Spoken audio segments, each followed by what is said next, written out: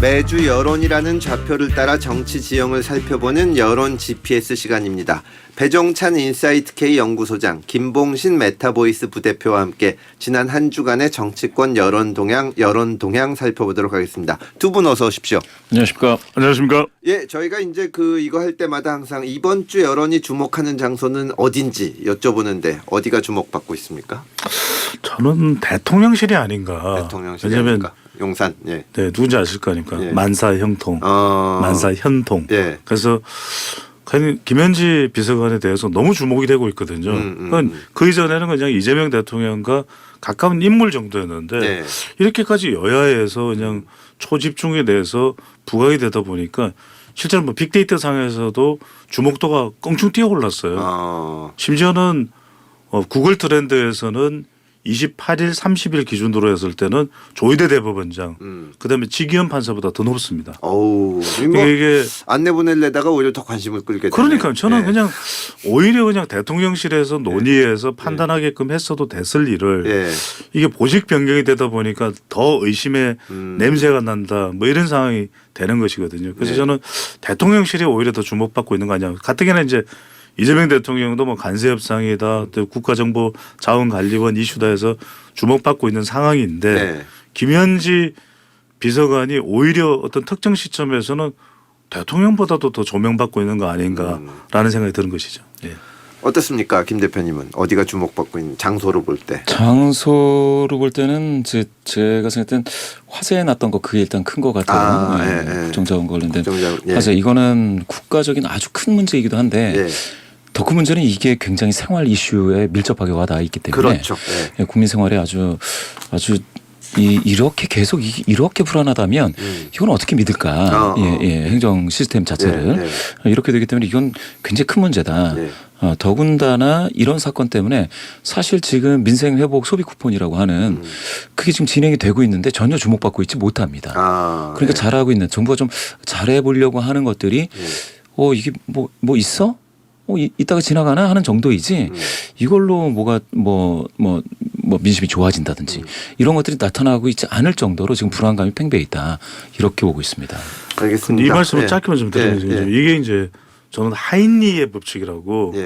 그러니까 뭐 우리 금태섭뱅크께서 잘 아시겠지만 1930년대 이게 하인리가 실제로 산업재해의 이런 징조들이 그거죠. 그러니까 이제 큰 게 하나가 터지기 전에는 반드시 작은 게 여러 개가 생긴다는 뻥 하고 터지는 그 법이 이제 하인리의 법칙인데 저는 올해 너무 일이 많았어요. SK텔레콤도 있고 또 KT도 있고 롯데카드도 있었으면 이건 뭐 지난 정권 이 정권에 대한 탓을 하려는 것이 아니라 책임을 떠나서 진짜 보안이 너무 중요해진 것 같아요. 보안 정말 중요합니다. 지금 은행 서비스 이용하는데도 지금 마비되면서 문제가 있다고 하거든요. 저는 제발 국회에서 뭐 금지냉자도 국회에 계셨으니까 이거 예산 통과가 안 돼가지고 공주 18년 동안 표류했다는 것이거든요. 공주 분원 자체가.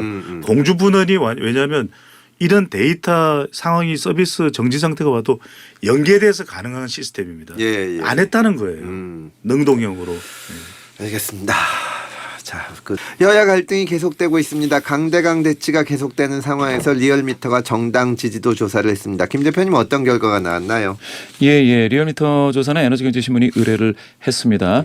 이 조사는 목요일 금요일 이틀 조사를 했습니다. 지난 25, 26일이죠. 그렇게 해서 1,010명을 조사를 해서 표본 오차는 플러스 마이너스 3.1%포인트고요. 여기에서 이거 ARS 조사입니다. 무선 자동응답 조사. 자 보시면 민주당이 43.3, 국민의힘이 38.3이 나왔습니다. 이렇게 따지면 격차가 5%포인트죠. 그러면 오차범위 이내로 붙어 있습니다. 물론 지난주에도 오차범위 이내로 붙어 있었는데 이렇게 따지면은 지금 ARS로 따지면은 두 정당이 특히 이제 국민의힘이 대선 패배하고 야당 입장에서 오차범위 이내로 붙어 있다라고 하는 결과가 나옵니다. 지난주하고 비교하면 두 정당이 미세하게 조금씩 빠졌는데요. 민주당은 44.2에서 43.3, 국민의힘은 38.6에서 38.3이니까 각각 거의 미세하게 빠졌고요. 요거를 그 민주당 입장에서 보면은 전고점 46.7에서 조금씩 빠져서 네 번에 걸쳐서 살짝 빠져서 43.3까지 왔습니다. 46.7에서요. 그런데 이렇게 따지면은 요거는 횡보입니다. 횡보. 거의 한 5번 조사를 40% 중반에서 횡보하고 있다. 이렇게 봐야 될 것 같고요. 예. 그렇게 보면 대선을 승리하고 나서 56.2까지 올라갔던 거기에서는 지금 상당히 빠져 있다. 예. 그러니까 조정이 됐다라고 보겠고요. 예. 국민의힘은 대선 직후에 24.3까지 빠졌다가 예. 회복을 해서 38.3까지 올라온 거니까 예. 어이구 언제 대선 졌지? 라는 정도를 볼 수 있는 게 ARS입니다. 예. 하나만 저게 비교를 해드릴게요. 예. 방금 좀 전에 설명드린 한국갤럽에서는 예. 이게 더불어민주당이 3%포인트 빠져서 40% 선이 무너졌습니다. 아, 예. 38이 됐습니다. 예. 예. 변동 자체는 오차범위 이내로서 얼마 되지 않지만 예. 40% 선이 무너져서 이번 대선 승리 이후 최저치를 기록했고요. 예. 그런데도 예. 국민의힘은 24로 완전히 박스권에 고착되어 있는 상황에서 예. 4번을 찍습니다. 24, 24, 24, 24. 예. 지금 그래서 민주당의 하락 조짐이 예. 국민의힘의 상승을 떠받쳐주지 못하는 아. 예. 그래서 반사 이득은 없는 걸로 예. 요렇게는 나오고 있습니다. 그래서 전화면접하고 ARS하고 상당히 다르다. 아, 이렇게 예. 정리해드리겠습니다. 자, 배 소장님이 네. 뭐 저 지금 ARS에서는 두 정당 지지도 격차가 갈수록 줄어들고 민주당은 이제 조금씩 완만하게 하락하고 있는데 어떻게 보십니까? 그런데 지금 자동답 조사라고 보더라도 민주당은 난감해진 게 중도가 안 들어온다는 거죠. 아, 그러면은 예. 또 국민의힘도 자기 지지층은 결집을 했는데 예. 중도가 더 이상 들어오는 건 아니거죠. 그러니까 민주당을 앞서고 있지는 못하거든요. 예, 예. 그러니까 이 이야기는 뭐냐면 민주당 이야기부터 하면 아니 이 좋은 기회에 예. 탄핵 국면의 기저현상에 집권 여당이 수적으로도 우위고 대통령이 집권하고 있고 아니 이상하잖아요. 예. 왜냐하면 이 좋은 기회에 리제 시절을 만들 수 있는데 왜 못 갈까? 이건 정청래 대표가 한 1년 전쯤 뒤에 이제 지방선거 결과에 따라서 상당히 평가를 받겠지만 첫 번째는 짧게 말씀드리면 예. 제가 늘 강조드리는 3P. 우리 이제 청취자분들은 귀에 뭐 고름이 나올 것 같아요. 왜냐하면 예. 3P 계속해요. P는 뭐냐면 예. 좀 완급 조절이 필요하다는 거죠. 압박하더라도 앵커께서도 아시겠습니다만 조금 완급 조절 필요하거든요. 예, 예. 그래야 뭐가 들어온다? 중도가 들어올 수 있는 중도가 거죠. 들어온다. 그다음 P는 뭐냐면 정청래 대표가 막 밀어붙이고 대법원장이 뭐라고 하면서 이제 강성 지지층을 결집하는데 민생 관련된 뭐 이야기 나온 거 들어본 거 인상적인 게 기억이 나십니까? 잘 안 나거든요. 예. 이걸 좀 인상나게 해줘요. 제가 항상 강조하는 게 뭐냐면 우리 다 문과네요. 그런데 이제 공대가 중요합니다. 네. 그래서 제가 늘 강조하는 게 지금 중국에 따라잡힌 게 너무 많아요. 많죠, 진짜. 공대생들 전원 학비 무료로 해라. 전국에 있는 공대. 예. 그다음에 매달 10만 원씩 줘라. 네. 그다음에 석사 과정에 있는 공대생들은 100만 원씩 줘라. 박사 과정 300만 원. 예. 이런 거 하면 와 이렇게 나올 수 있거든요. 예. 왜 안 한다? 예. 안 하는 거죠. 마지막은 뭐냐면 P인데 지금 정청래 대표인데 정청래 대표도 더 조명받는 사람이 누구냐면 추미애 위원장이에요. 그렇죠. 뭔가 이것도 조금 엇박자예요. 심지어는 대통령도 지금 유엔 총회 가서 END 이니셔티브를 이야기했는데 별로 이거 귀에 쏙 안 들어와요. 왜? 예. 예. 국내에서 조희대 대법원장이 완전 블랙홀이 돼버렸거든요. 그러니까 이런 부분들을 좀 사람과 관련된 부분들을 좀 통제할 건 통제해가면서 예. 이렇게 하면 적어도 민주당이 10%는 더 가져와야 되는 저 지지율을 지금 못 가지고 있는 상황이다 이렇게 봅니다. 이게 근데 뭐 저 오늘 방송에서도 여러 번 얘기가 나왔는데 당이 너무 앞서 나가고 거칠다. 그 대통령은 실용주의 말씀하셨는데 이게 그 주목을 못 받는다. 심지어 지금 사실 대통령께서 한일 정상회담 하는 뉴스를 아무도 몰라요. 부산에서 진짜 관심이 없어요. 일본 총리와 만난 네. 한일 정상회담 정말 큰 뉴스인데 그럼요. 다만 이제 또 이 어떤 측면이 있냐면 그럼에도 불구하고 대통령께서 어제 법무장관한테 이 억울한 사람이 1심에서 무죄 받았는데 검사가 항소해서 고생하는 경우 있지 않냐. 뭐 기계적 항소가 문제다. 이런 말씀하시고 또 배임죄 없애겠다고 하니까 일각에서는 아니 자기가 기소돼서 재판받으니까 없애는 거 아니냐. 이 문제가 계속 있는 거예요. 그러다 보면은 이제 당정 갈등뿐만이 아니라 이 어떤 그 이제 대통령의 사법 리스크 이것도 계속 문제가 되는 것 같은데 어떻게 보십니까? 이것도 문제가 되죠. 예. 그래서 저는 오히려 이재명 대통령이 지금 중도도 더 확보를 해야 되고 국민 전체의 지지를 얻기 위해서 네. 또 정책도 좀 할 때 이런 부분들을 좀 명쾌하게 하는 것도 필요한 것 같아요. 그러니까 검사가 또 기계적인 항고를 해서 어려움이 있다면 예. 검사의 수사 보안권도 필요하지 않겠습니까? 이게 지금 쟁점화되고 있는데 이런 거는 좀 적극적으로 검토하세요. 이런 이야기도 할 때 역시 이재명 대통령 인사이트가 다르구나. 그다음에 아까 말씀드렸던 그 부분이 배임죄 관련돼서 혼란을 빚지 않습니까? 네. 그러면 이재명 대통령은 지금 헌법 84조에 따라서 재판이 중단된 상태라면 네. 과감하게 이렇게 이야기하는 거 나는 당당하니까 네. 배임죄 나와 관련된 건 다 빼라. 나는 거기로부터 자유롭고 싶다. 나를 엮지 마라. 나는 언제든 당당하고 임기가 끝나더라도 당당하게 재판받을 용의가 있다. 그 얘기를 안 하시죠. 그 순간 국민들은 이재명 대통령 신뢰를 받을 수 있고 다르다 차원이. 근데 그 얘기가 없잖아요. 그리고 적어도 우상호 정무수석을 통해서 조희대 대법원장에 대해서는 논의했거나 논의할 계획이 없다고 했지 않습니까? 네. 당이 이렇게 어지러운 상황인 것은 어떻게 해야 됩니까? 그러면 적어도 당정대를 다시 한 번 더 소집해서 이럴 때 김민석 총리가 나서야죠. 네. 이건 너무 과하다. 완급 조절 좀 합시다. 네. 지금 대통령 이시바 시게루가 부산에 왔는지 울산에 왔는지 아무도 모르고 있다. 예. 이런 걸 좀 이야기할 필요가 있는 거죠. 대통령실에서 좀 어떻게 하셔야 될까요? 근데 대통령이 예전에 보면은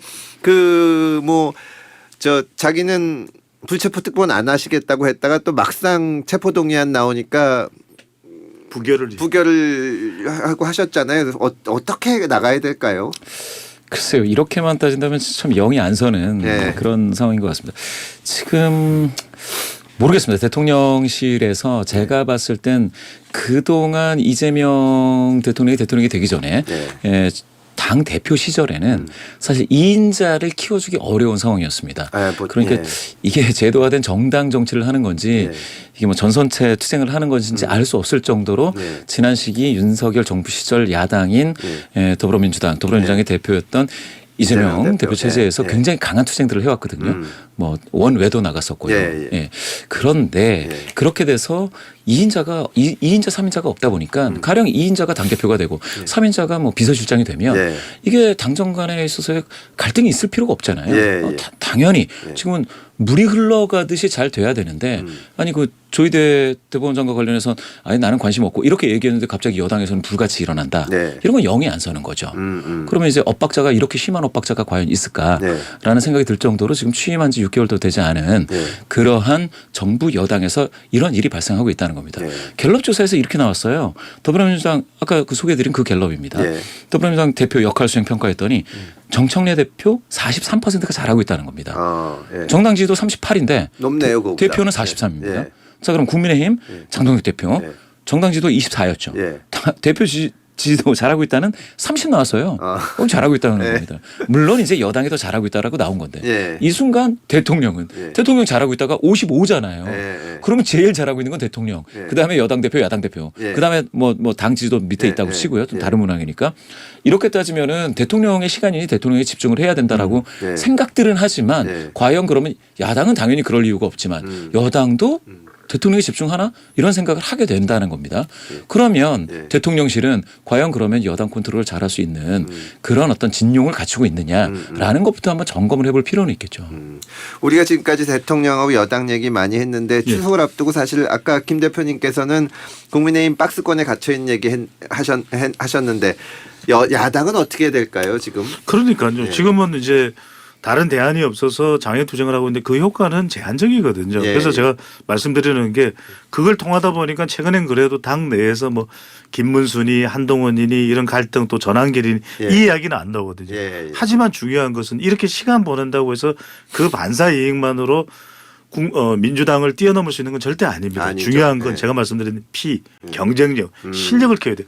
아직도 여의도 연구원장을 임명을 못하고 있습니다. 제가 거듭 말씀드립니다. 저는 그냥 두리뭉술 이야기 안 합니다. 당에 지금 국민들의 세금으로 지원받는 정당 보조비의 절반을 여의도 연구원으로 보내세요. 그런 다음에 최고의 인재를 발탁해서 10년간 정말 경쟁력 있는 정당을 키우기 위한 로드맵을 구상을 해야 됩니다. 그래서 그런 아이디어가 나올 때 뿜뿜뿜 나올 때 정당의 지지율도 제대로 온전히 올릴 수가 있는 거죠. 네, 말씀하신 대로 두 여당도 그렇고 야당도 그렇고 좀 체질도 튼튼히 하고 장기적인 계획을 세워서 우리 정치가 좀 한 발자국 나갔으면 좋겠습니다. 두 분 이번 추석 연휴에 저와 함께 특집 프로그램 하게 돼 있는데 그때 좀 시간 가지고 많이 우리 얘기 나눠보겠습니다. 그때 구독 좋아요 많이 좀 해주시면. 오늘 말씀 여기까지 듣겠습니다. 지금까지 배종찬 인사이트 K 연구소장 김봉신 메타보이스 부대표와 함께했습니다. 고맙습니다. 감사합니다. 고맙습니다.